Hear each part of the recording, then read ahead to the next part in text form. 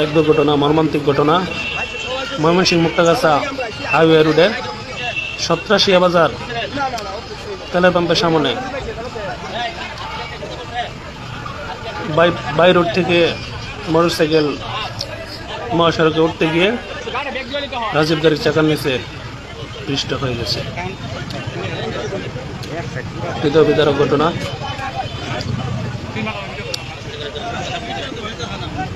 মাথার মগজ বেরিয়ে গেছে। ফায়ার সার্ভিস টিম এসে লাশ উদ্ধার করে তাদের হেফাজতে নিয়ে গেছে। তো সবাই, দুর্ঘটনা আসলেও খুব খারাপ জিনিস। জানি না আল্লাহ কার কপালে কি কেমনে রাখছে। তো সবাই সাবধানে চলি।